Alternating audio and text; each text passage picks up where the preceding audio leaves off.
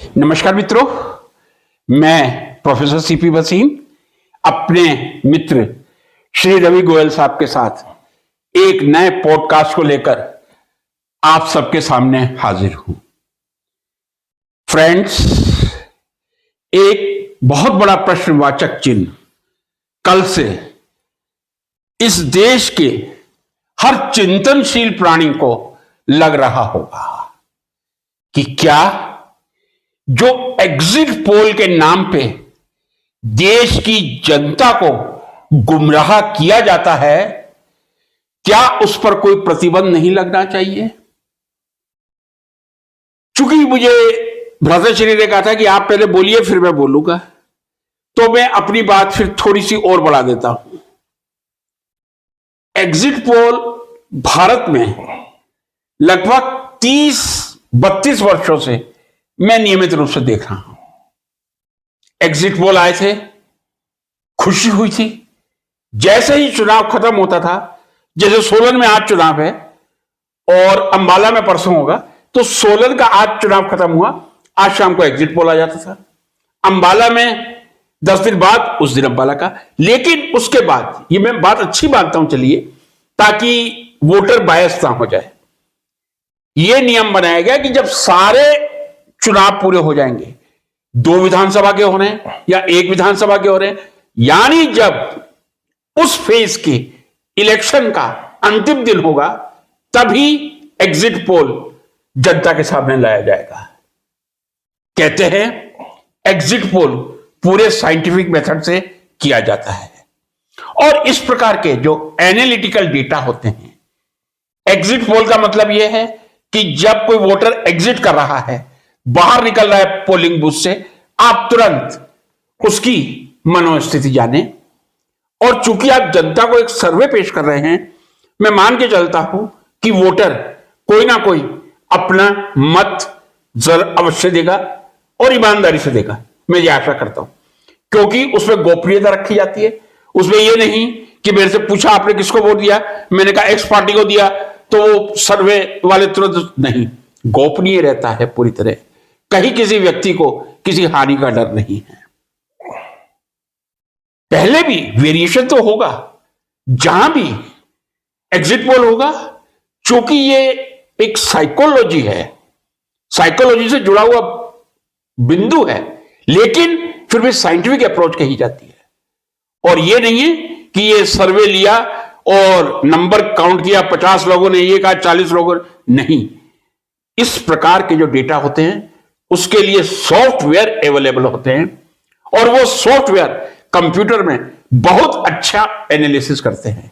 और मैं मानता हूं, मेरी बात से गोयल साहब भी एग्री करेंगे, आप सब भी एग्री करेंगे, पिछले कुछ वर्षों में सॉफ्टवेयर डेवलपमेंट या कंप्यूटर के हर क्षेत्र में एक रिवॉल्यूशन हुआ है।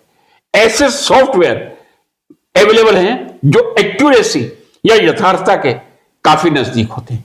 क्या कारण है? 3 जून को जो सर्वे आया था, जब लोकसभा के चुनाव हुए थे 3 जून 2024 को, भारतीय जनता पार्टी को मैं समझता हूं 340 से 350 सीटें दिखाई गई थी।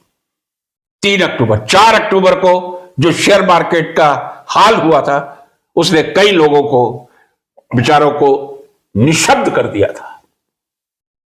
लेकिन जब 5 को चुनाव आए, बिल्कुल हर सर्वे गलत था। अब मैं एक उदाहरण लेना चाहूंगा। मैं समझता हूं झारखंड का था, शायद झारखंड का या छत्तीसगढ़ का, यदि मैं सही हूं, या झारखंड, दोनों में से एक, जो अभी लोकसभा के साथ इलेक्शन हुए थे, बिल्कुल परिणाम उल्टा आया था। जो कुछ वोटर्स का सर्वे था, उससे परिणाम बिल्कुल उल्टा था। कल हरियाणा के जब चुनाव आए, एक भी चैनल ये नहीं कह रहा था कि बीजेपी 30 से ज्यादा सीटें लेके आएगी। हो सकता है 32 सीटें कहीं हो, लेकिन 32 से ऊपर किसी ने नहीं कहा था। और कल सुबह 9 बजे तक जो मैं देख रहा था, कांग्रेस की 71 या 71 सीट थी और बीजेपी की 30 कैसे रहेंगी, क्योंकि 90 तो सीट है।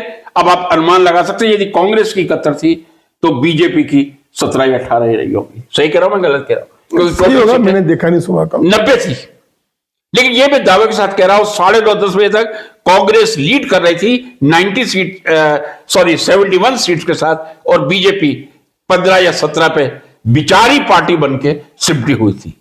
फिर एक कुछ ऐसा 10 बजे के बाद घड़ी की सुइयां आगे बढ़ती गई कि बीजेपी एक बहुमत वाली पार्टी बनके, मैं समझता हूं 45 सीटों के आसपास होगी शायद, रफली 48। हाँ 48 मान लीजिए, और कांग्रेस की 35 होगी मैं समझता हूं, 37। हाँ चलिए, आपको मैं भाई साहब का आभार प्रकट करता हूं, कितनी अच्छी तरह इन्होंने सीटों को याद रखा हुआ है। तो मैं अब यही कहना चाहूंगा, अब गवर्नमेंट को एक निर्णय लेना होगा, देश की जनता को गुमराह ना करें। 4 जून को जो इस देश के लोगों ने शेयर मार्केट में पैसा डुबोया है, उसके बाद यदि इतने एग्जिट परिणाम पूरी तरह उलटफेर करेंगे तो फिर एग्जिट पोल का कोई अर्थ नहीं रह जाता। हर एग्जिट पोल हरियाणा में कांग्रेस की सरकार बनाना चाह रहा था, और शाम को बन गई बीजेपी की सरकार, और कांग्रेस हाशिए पे चली गई। क्या ये इस देश की जनता के साथ एक बहुत बड़ा धोखा नहीं है? यदि ये धोखा चाहे प्राइवेट एजेंसी हो या गवर्नमेंट एजेंसी हो, क्यों इस देश की जनता को गुमराह किया जा रहा है? देश के सत्ताधीशों को इस बारे में विचार करना चाहिए, सभी पॉलिटिकल पार्टीज को। क्या इस प्रकार के सर्वे सार्थक हैं? क्या ये जनता के साथ कहीं खिलवाड़ तो नहीं हो रहा? यही मेरा नम्र निवेदन आप लोगों के समक्ष है और गोयल साहब के समक्ष है। जी, सबसे पहले तो मैं अगर इन सर्वेस की बात करूं, मैं अपने विचार कुछ ऐसे रखूंगा कि जो आपने कहा कि ये साइंटिफिक होते हैं, मतलब आपने नहीं कहा कि ये लोग दावा करते हैं सॉफ्टवेयर्स हैं, कंप्यूटर्स हैं। मैं इस चीज को अपनी सोच के अनुसार पूर्णतः बकवास मानता हूं, क्योंकि कंप्यूटर ने इंसान को नहीं बनाया, इंसान ने कंप्यूटर को बनाया है। जहां करोड़ों मतदाता होते हैं, वहां चंद हजार लोगों को ओपिनियन लेकर के और कंप्यूटर में डाल करके जो रिजल्ट निकाला जाता है, वो पूरी दुनिया को बेवकूफ बनाने वाला ही काम होता है। कोई ऐसा कंप्यूटर नहीं पॉसिबल जो कि आपको चंद हजार लोगों की राय से करोड़ों लोगों की राय बना के पेश कर दे। लाखों में आते हैं, हजारों में नहीं, लाखों में होंगे, कोई बात नहीं, लाखों को करोड़ों में पेश कर दे, यह संभव ही नहीं है। अब सवाल दूसरा आता है, कुछ सर्वे सही साबित होते हैं, कुछ गलत साबित होते हैं। अब भाई साहब, सर्वे के बाद बातें तो दो ही होती हैं। अगर हरियाणा में इलेक्शन हुआ, हाँ जी, भाजपा हारेगी या जीतेगी, बातें दो ही हैं। हाँ, लोकसभा के इलेक्शन था, बातें दो ही। कौन सी पार्टी जीतेगी? ये एक पार्टी जीतेगी या दूसरी हारेगी, उसमें जो तुक्का मार दो। तुक्का? हाँ, तुक्का ही होता है ये, क्योंकि मैं मानता ही नहीं इसको, ये कोई साइंस है। मैं सर्विस को मानता ही नहीं हूं, ये मेरी पर्सनल राय है, अपनी अपनी राय होती है ना। क्योंकि मैं कभी भी जीवन में कंप्यूटर्स को इंसान से ऊपर नहीं मानता।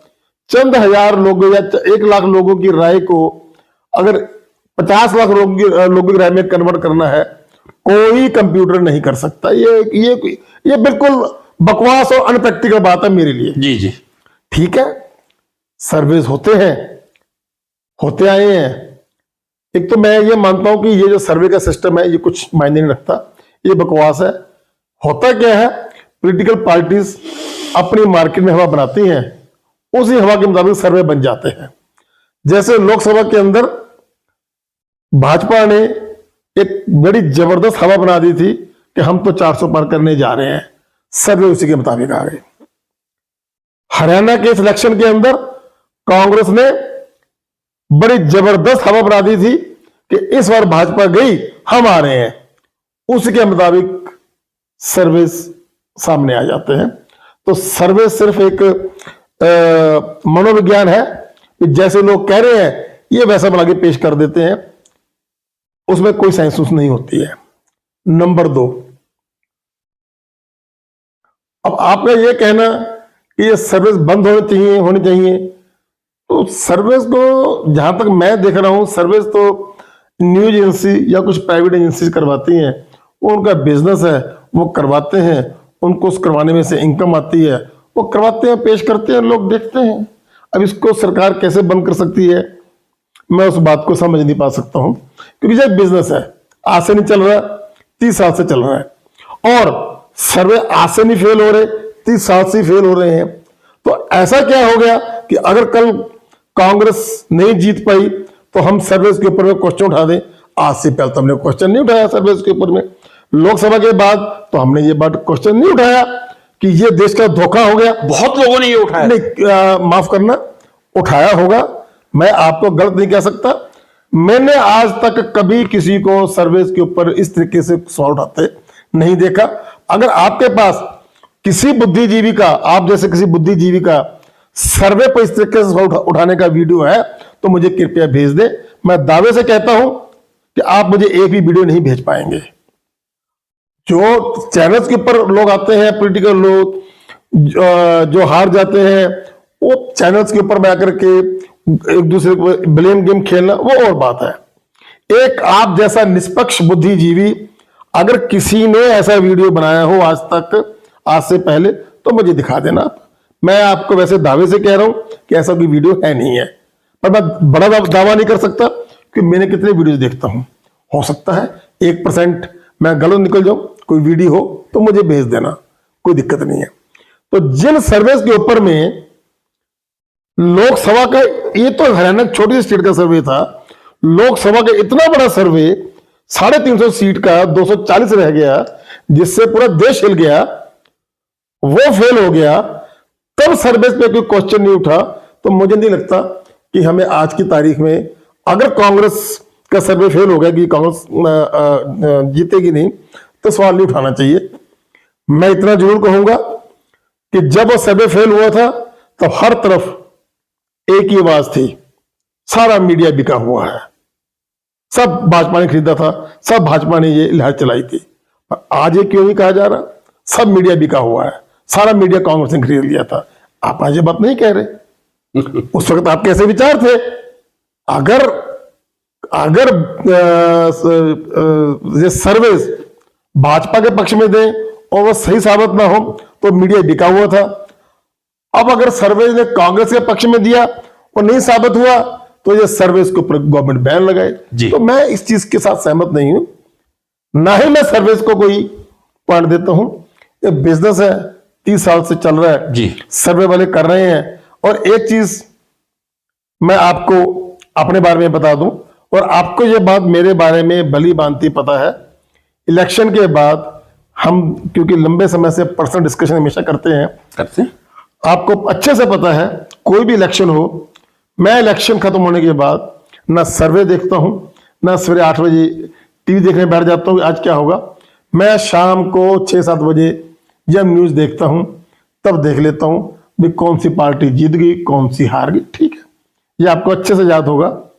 पिछले 2 साल में जितने इलेक्शन हुए, मेरी अक्सर आपसे बात होती है, तो मैं आपको एक ही रिपोर्ट देता हूं। वैसे मेरा कोई इंटरेस्ट नहीं है, ना मैं ये सर्वे देखता हूं। आप मेरी बात से सहमत है, मैं हमेशा कहता हूं, ना ही मैं मॉर्निंग से बैठ जाऊंगा देखने के लिए कि जी कौन सी जीत रही है, ना मैं ये मान लूंगा कि 10 बजे ये पार्टी ऊपर है, इसकी सरकार बन गई। क्योंकि मतदाता सबसे ज्यादा पावरफुल चीज है, इसमें तो कोई दो राय नहीं है। जब लोग, ठीक है, उसके मन में क्या है वो तो अंतिम रिजल्ट आने के बाद पता चलता है कि देश की या प्रदेश के मतदाता ने क्या रुख अपनाया। उसके बारे में आकलन करना मेरे हिसाब से बेवकूफाना बात है। आपकी बात पूरी होगी तो मैं आप आगे बढ़ा देता हूं। मैं बिंदु के अनुसार ही उत्तर देना चाहूंगा। मैंने अपनी बात जब रखी थी तब अंत में यही निवेदन किया था कि अब राजनीतिक दलों को इस प्रकार के सर्वे जो जनता को गुमराह करते हैं उन पर प्रतिबंध लगना चाहिए। और वही आपकी बात निकल के सामने आई। मैं तो इन पे विश्वास ही नहीं करता हूं। इतने लाखों लोगों, करोड़ों लोगों में से कुछ हजार का नहीं, लाखों का होता है। मैं समझता हूं कम से कम 15 से 20 लाख लोगों का सर्वे यदि होगा और वो रैंडम सैंपलिंग होती है तो वो रैंडम सैंपलिंग गलत नहीं हो सकती। चाहे हमारे यहां परसेंटेज 60% यदि वोटिंग का रहेगा, 80 करोड़ या 60 करोड़ लोगों ने वोटिंग किया मान लीजिए, और उसमें से यदि आपने 15-20 लाख लोगों का सर्वे किया जाता है, तो उस सर्वे को क्यों नहीं नकारा जा सकता? पहले मैं इसके पक्ष में बात कर दूं। कल मैंने एक वीडियो अपलोड किया था, उसमें भी बात की थी। मैं शिक्षा से जुड़ा हुआ व्यक्ति हूं। विज्ञान में जब भी कोई रिसर्च होती है, तब पहले एक्सपेरिमेंट होगा, फिर उसका एनालिसिस होगा, फिर इंटरप्रिटेशन होगा, और फाइनली उसका रिजल्ट आएगा। ठीक इसी तरह ह्यूमैनिटीज या मानविकी में, चाहे वो एजुकेशन फील्ड हो, एजुकेशन का मतलब एमएड के बाद की पीएचडी या एमएड के स्टूडेंट भी डिसर्टेशन करते हैं, ये भी मैं आपको बता दूं। लाइब्रेरी साइंस हो, पॉलिटिकल साइंस हो, पब्लिक एडमिनिस्ट्रेशन हो, इन सब विषयों में जो पीएचडी डिग्री का फील्ड सर्वे होता है, वो जनता को आधार मान के ही किया जाता है। ये अलग बात है, यदि लाइब्रेरी साइंस का सर्वे हो रहा है, तो वो लोग यूनिवर्सिटी या कॉलेजेस के टीचर्स को उस सर्वे में पार्टिसिपेट करवाएंगे। दो तरह का सर्वे हो सकता है, लिखित भी हो सकता है, ओरली भी। यदि हम यही कह दें, मैंने ये नहीं कहा कि ये साइंटिफिक है, साइंटिफिक होने का मतलब यह है आप किस तरह सैंपलिंग कर रहे हैं। यदि हरियाणा में इलेक्शन हुआ है, सोनीपत में भी सैंपलिंग होगा, करनाल में भी होगा, कुरुक्षेत्र में भी होगा, गुड़गांव में भी होगा, पानीपत में भी होगा, सोनीपत में भी होगा। लेकिन उसके बाद यह नहीं है, मैंने पहले ही स्पष्ट किया था, शायद मेरी कम्युनिकेशन पावर पुअर है इसलिए गोयल साहब समझ नहीं सके। सारे जो डेटा आप कलेक्ट करते हैं, सॉफ्टवेयर उसको एनालाइज करता है कंप्यूटर के थ्रू। क्योंकि चाहे लाइब्रेरी साइंस हो, पब्लिक एडमिनिस्ट्रेशन हो, पॉलिटिकल साइंस हो, सोशियोलॉजी हो, उसका साइंटिफिक एनालिसिस किया जाता है, तभी एक थीसिस तैयार की जाती है। इसका मतलब जैसे आया आपने सर्वे पर प्रश्न लगा दिया कि मैं नहीं मानता ये साइंटिफिक है, कोई साइंस नहीं है, सब मूर्खता है, इसका मतलब तो शोध या पीएचडी थीसिस पे भी एक क्वेश्चन मार्क लग जाता है ना। हम यदि एक क्षेत्र में, चुनाव के क्षेत्र में हमारा पूरी तरह से सैंपलिंग प्रोसेस फेल जा रहा है, तो इसका मतलब यह नहीं है हम सैंपलिंग को दोषी दे दें, चाहे प्राइवेट एजेंसी कराई या गवर्नमेंट इसको लेना नहीं है। मैंने कहा, फिर कह रहा हूं, पीएचडी मानविकी में या ह्यूमैनिटीज में इसी सर्वे के आधार पे होती है। एक एक जनता के प्रतिनिधि के पास जाकर पॉलिटिकल साइंस का सर्वे किया जाता है, या यदि आपको टीचर्स का स्टेटस देखना है, उनके जीवन स्तर पे रिसर्च करनी है, तब आप स्कूलों में जाएंगे और उनसे प्रश्न पूछेंगे। तो इस पद्धति को ही बिल्कुल रिजेक्ट कर देना, यह बहुत गलत बात है। यह तो कोई भी शिक्षित व्यक्ति नहीं कहेगा। हां, लेकिन अब क्या ऐसी परिस्थिति आ गई, मैं पूरे तर्कों के साथ गोयल साहब के सामने बात रखूंगा। पहले 10 या 15% का वेरिएशन होता था, 20% का हो सकता है, अब 100 क्या 200% का वेरिएशन हो गया। 71 से सीधे 37 सीट पे आ गए आपकी आंकड़ों के हिसाब से। यदि पॉलिटिकल सर्वे और एग्जिट पोल का सर्वे गलत है, तो सैंपलिंग को दोषी मत दीजिए। एजुकेशन के फील्ड में, रिसर्च के फील्ड में, चाहे वो एमए का डिसर्टेशन हो, वो भी सैंपलिंग पर ही होता है। और सैंपलिंग करने के बाद डेटा एनालाइज करवाते हैं। सॉरी, मैं केवल इसमें ह्यूमैनिटीज को कह गया। साइंस में, केमिस्ट्री में, सॉइल साइंस में, एग्रीकल्चर में जो भी एनवायरमेंट पर रिसर्च होती है, मान लीजिए गंगा के जल का एनालिसिस करना है, हरिद्वार में करेंगे, ऋषिकेश में करेंगे और दूसरी जगह से करेंगे।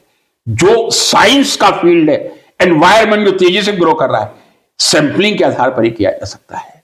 पूरे गंगा के जल को आप टेस्ट करके नहीं देख सकते। जैसे आपने कहा ना, इतने करोड़ों में कुछ हजारों का सर्वे कर लिया।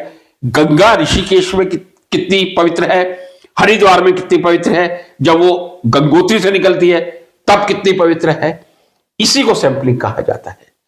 तो कृपया हम सैंपलिंग को दोष ना दें।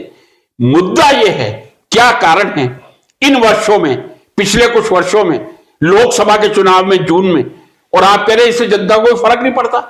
4 जून को शेयर मार्केट का जो हाल हुआ था, पूछिए मत कितना उसने जंप लगाया था, क्योंकि लग रहा था कि अब तो पूर्ण बहुमत से 400 के पार बीजेपी की सरकार आ रही है। उन बेचारे लोगों की तरफ भी दृष्टिपात कीजिए जिनका आर्थिक नुकसान हुआ है। दूसरी बात मैं और ऐड करना चाहूंगा गोयल साहब की बात में, यह सर्वे भारत में शायद 30 या 32 वर्ष पहले शुरू हुआ था, एग्जिट पोल सर्वे के नाम, लेकिन विश्व में मैं समझता हूं, मुझे एग्जैक्ट याद नहीं, कम से कम 70 या 75 साल पुराना है। अब यहां मैं आप लोगों के सामने बहुत अच्छी बात रख रहा हूं, कृपया ध्यान से सुनिए और कमेंट बॉक्स में कमेंट कीजिए। फ्रांस में जब एग्जिट पोल का सर्वे होता है लगभग पूरी तरह सही होता है। जर्मनी में जब एग्जिट पोल का सर्वे होता है लगभग 100% सही होता है। यूके में जब एग्जिट पोल का सर्वे होता है 100% सही होता है। यूएसए में वेरिएशन होता है। मैं बिल्कुल आपको अंतरराष्ट्रीय स्तर की बात कर रहा हूं। यूके, जर्मनी, फ्रांस, कहीं कोई डाउट नहीं होता। यूएसए में वेरिएशन होता है, लेकिन वहां भी इतना वेरिएशन नहीं होता।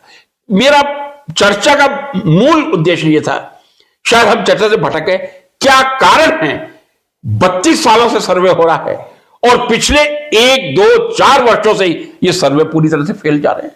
भारत की बात कर रहा हूं, भारत के परिप्रेक्ष्य में बात कर रहा हूं। अब आप फ्रांस को भी दृष्टिपात कीजिए, जर्मनी को भी कीजिए, यूके को मैं खुद स्वीकार कर रहा हूं, यूएसए में त्रुटियां होती हैं, इतनी नहीं होती। तो यदि आप मानते हैं कि ये सब बकवास है, लाखों में 2-4 लोगों से आपने पूछ लिया, उससे कुछ नहीं होता, आप कह रहे मैं तो देखता भी नहीं हूं, बेकार की चीजें, आप व्यस्त व्यक्ति हैं सर। एक साधारण व्यक्ति को यह हक होता है, यदि कोई सर्वे किया गया है तो वो कितना सही है कितना गलत है, जब तक मैं देखूंगा नहीं तब तक मैं कटाक्ष कैसे करूंगा। कुछ कहना चाहे तो आप कह दीजिए जरूर। जी नहीं, अब मान लीजिए कोई सर्वे होता है जी, मैंने कह दिया मैं नहीं देखता हूं, मैंने कहा ही नहीं, ये बातें हमारी आपकी 2 साल से जब भी इलेक्शन होता है हर बार पर्सनल बैठ के होते हैं। अब आपने मेरे पर कटाक्ष कर दिया कि आप व्यस्ततम आदमी हो सकते हैं, हो सकता साधारण है। वही ना, साधारण आदमी को देखना चाहिए।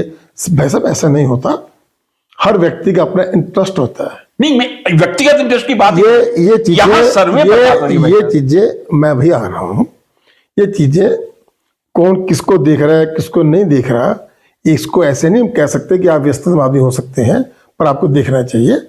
ये हर व्यक्ति का अपना इंटरेस्ट होता है, होता होगा, फ्रांस में भी होता होगा, यूएस में भी होता होगा। मुझे तो यही नहीं समझ में आता कि ये सर्वे होते किस लिए हैं। मान लीजिए 5 तारीख को इलेक्शन खत्म हुआ, 8 तारीख को रिजल्ट आ रहा है, तो 5 की रात को पूरी दुनिया को ये तड़प क्यों हो जाती है कि किसकी सरकार बनने वाली है। अरे 2 दिन बाद सरकार बन जाएगी, पता चल जाएगा। आप चाह रहे हैं कि 2 दिन लगा दें? एक सेकंड, नहीं मतलब प्रतिबंध ऐसे ना, हाँ। 2 दिन में ऐसा कौन सा, मतलब कि मुझे ये बताइए आप कि 2 दिन में ऐसा कौन सा कोई आग लग जाती है। मैं तो जिसके प्रतिबंध लगाने की बात कर रहा हूं। नहीं आपका, हाँ। नहीं, यहाँ पर बहुत फर्क है जी। आप प्रतिबंध लगाने की इसलिए बात कर रहे हैं क्योंकि कल का सर्वे फेल हो गया। कल का नहीं, जून का भी फेल हुआ था। आपने उससे पहले झारखंड का भी फेल हुआ था। आपने जून के बाद, जून का इतना बड़ा फेल हुआ था, उसके बाद तो आपने ये बात नहीं करी कि ये सर्वे जो है देश को गुमराह कर रहे हैं, नुकसान कर रहे हैं। वीडियो नहीं बनाया। हाँ, वही मैं उस पॉइंट पे आ रहा हूं। ऐसा नहीं है भाई साहब, सच्चाई को हमें समझना पड़ेगा।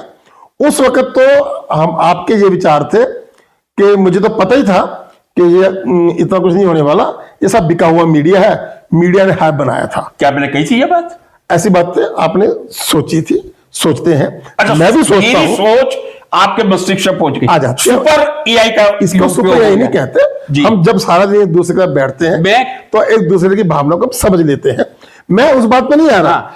मैं ये कहना चाहता हूं, आप क्योंकि ये कहने की कोशिश कर रहे हैं कि ये सर्वे फेल हो रहे हैं इसलिए बंद होने चाहिए, मैं इसलिए नहीं कह रहा कि सर्वे फेल हो रहे हैं, पास हो रहे हैं, बंद होने चाहिए। मैं तो ये कह रहा हूं अगर ये सर्वे सही भी है, मैं अपने विचार रख रहा हूं कि अगर ये सर्वे सही भी है, 100% सही भी है, तब भी इसका क्या औचित्य है, मुझे नहीं समझ में आता।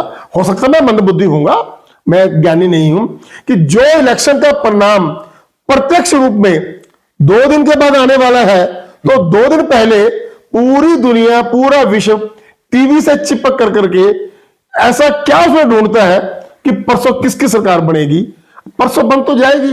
वो 2 दिन में ऐसा कौन सा, मैं आपसे एक क्वेश्चन कर रहा हूं, आप इसको ऐसे मत ले कि मैं आपकी बात का समर्थन कर रहा हूं, मैं आपकी उस बात का समर्थन बिल्कुल नहीं कर रहा, क्योंकि जिस तरीके से आप कह रहे हैं जी, जी। कि ये बंद होनी चाहिए, मैं उस तरीके से समर्थन नहीं कर रहा।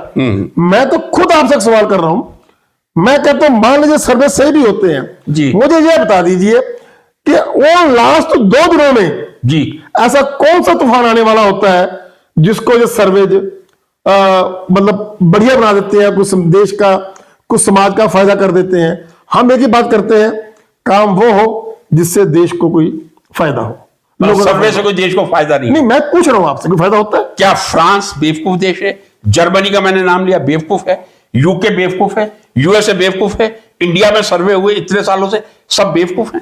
सर्वे का मतलब क्या बेवकूफी है? गलत बात। दो, एक जनता की मानसिकता जानना, गलत बात। कि उसके मैंने इस चीज का जवाब पहले दे दिया था कि ये बेवकूफ नहीं है, ये बिजनेस है।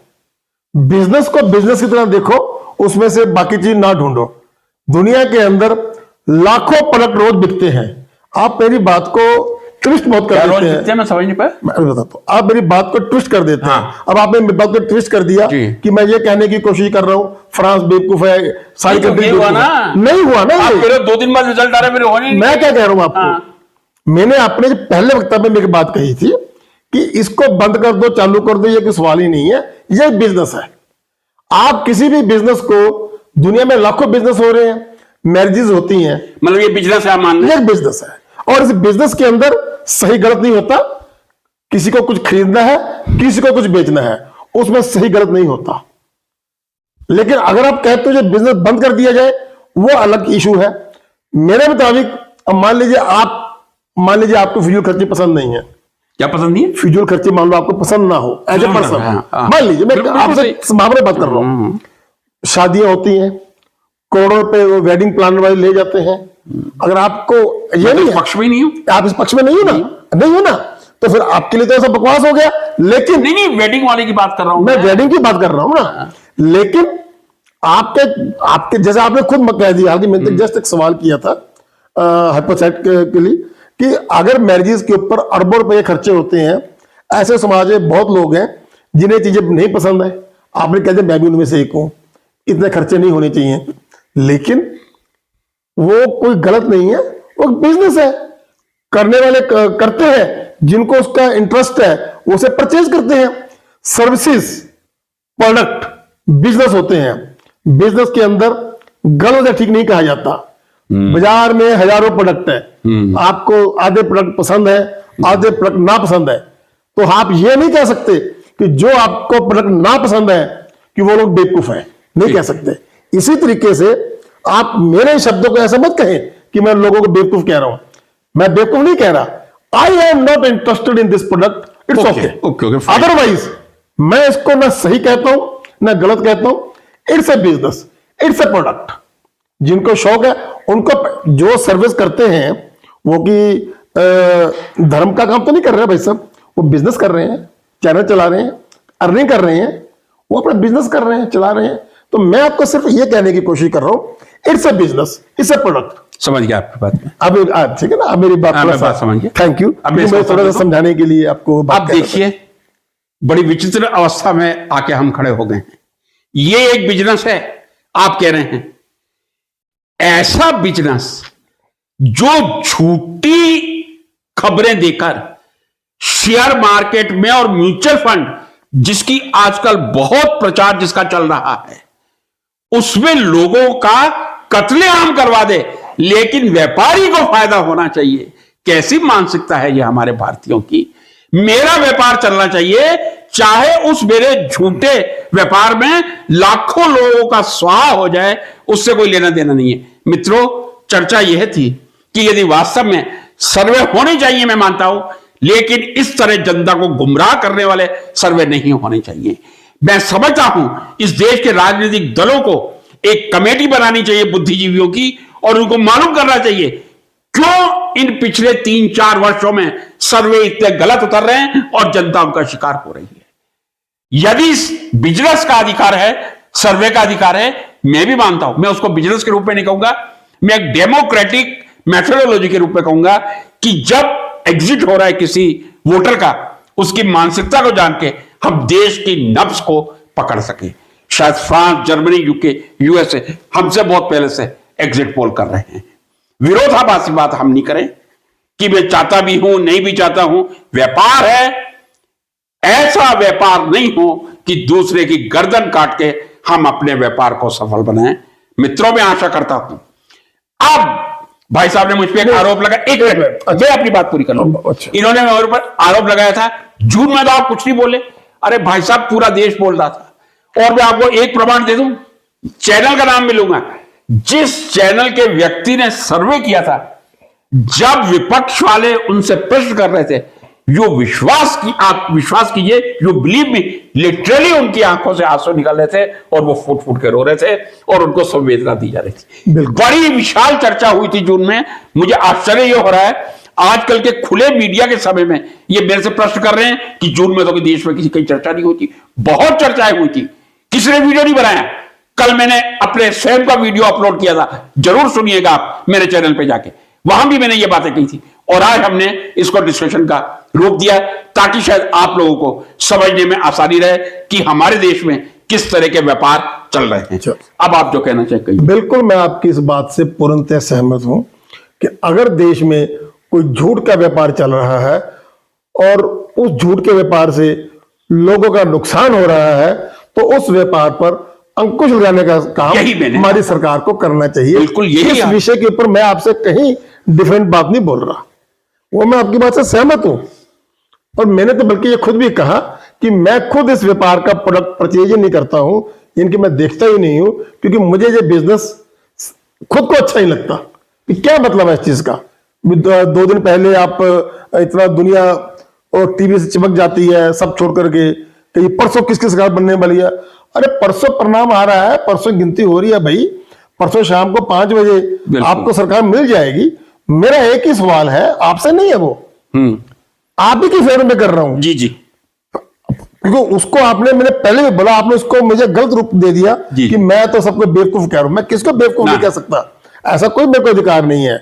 लेकिन मेरा सवाल है, उस 2 दिन में ऐसा कौन सा तूफान आ जाएगा, आप मुझे वो बता दीजिए कृपया कि उसका औचित्य क्या सर्वे का। ऐसा मत कहें कि क्या फ्रांस बेवकूफ है, नहीं।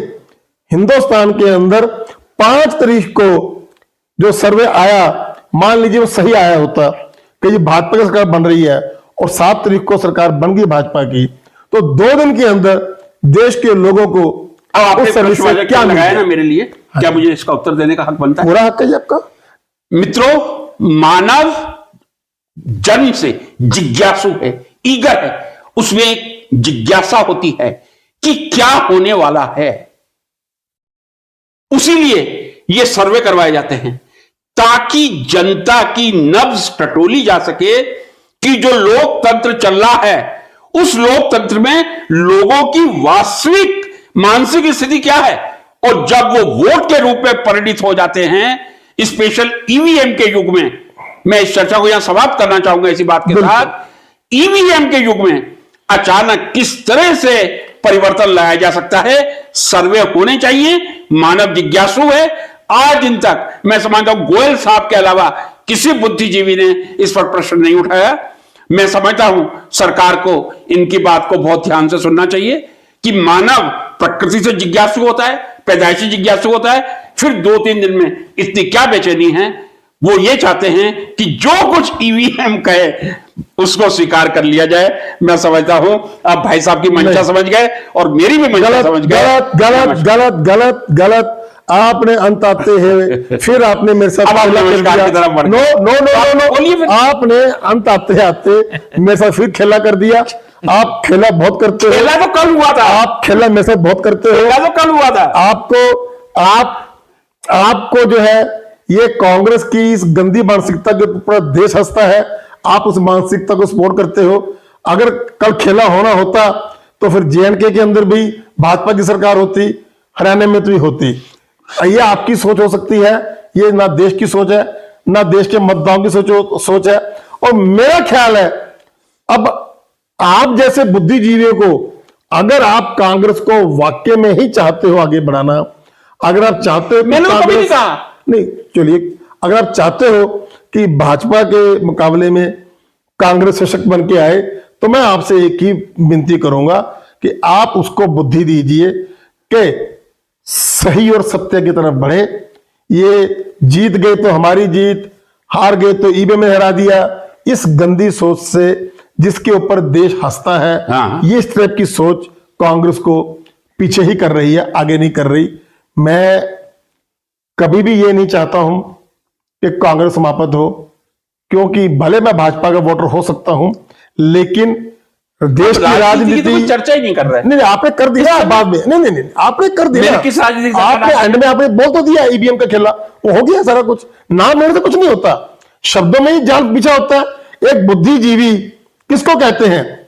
जो कि डायरेक्ट अटैक ना कर करके अपने शब्दों से बड़ी सी बड़ी बात को पहुंचा दे, आप वो बुद्धिजीवी हैं। आपकी बात मैंने स्वीकार कर ली। आपने पहुंचा दी। अब मैं एक बात आपसे, जब इन्होंने राजनीति की बात उठाई है, मैं दावे के साथ कह रहा हूं, जिस दिन इस देश में बैलेट पेपर से इलेक्शन शुरू हो जाएंगे, उस दिन वापस सारे सर्वे प्लस माइनस 10% के अलावा पूरी तरह सही जाएंगे। जब तक ईवीएम से इलेक्शन होंगे, ये खेला चलता रहेगा।